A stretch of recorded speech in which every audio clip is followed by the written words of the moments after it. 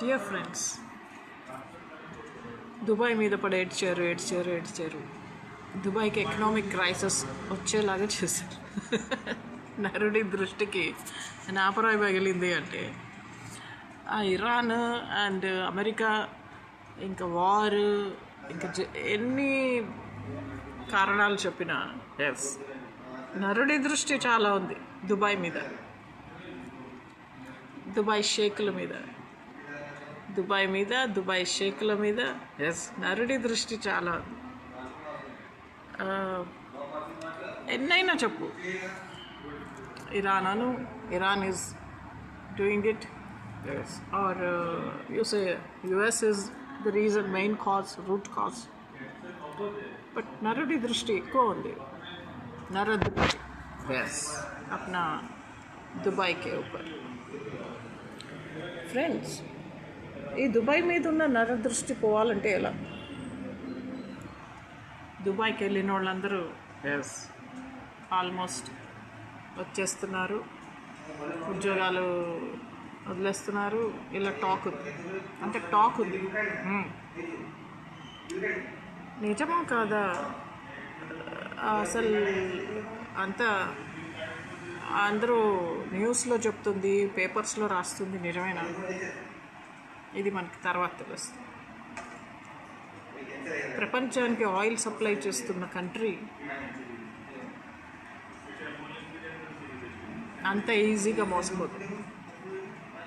For example, ప్రపంచానికి it is supplying oil producing countries, అంటే petrol అంతా కూడా వాళ్ళే ఇస్తుంటారు. వాళ్ళని మీరు సంక్షోభానికి గురి చేసి వ్యాక్యూమ్కి పెట్టి ఇంకేదో పెడితే, కోడల్ని అత్తగారు కష్టాలు పెడితే, అత్తగారిని కోడలు కష్టాలు పెట్టలేదని కాదు, చట్టం కూడా కొన్ని సెక్షన్స్ కోడలికి ఫేవరబుల్గా పెట్టింది. పేరెంట్స్ అమెండ్మెంట్ యాక్ట్ అని అత్తకి అందుబాటులో అన్నారు. అంటే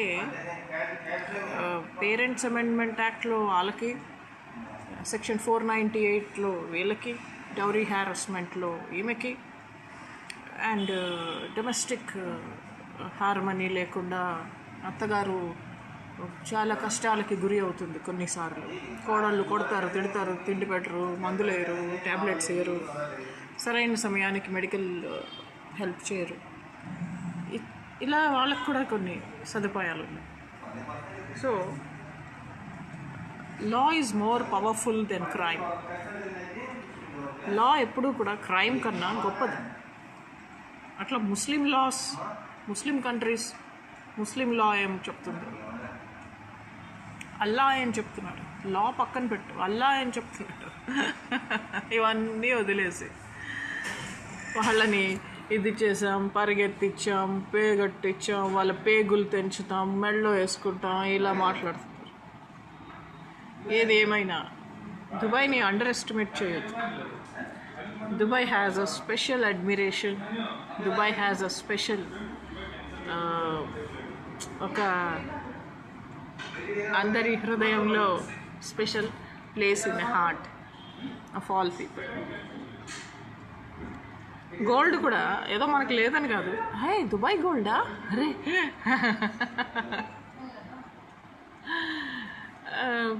నెక్లెస్, మా ఫ్రెండ్స్ దుబాయ్ పీపుల్ 2-3 నెక్లెస్లు, సెంటు సీసాలు, లిప్స్టిక్లు, మేకప్ సామాన్లు అన్నీ తెస్తారు.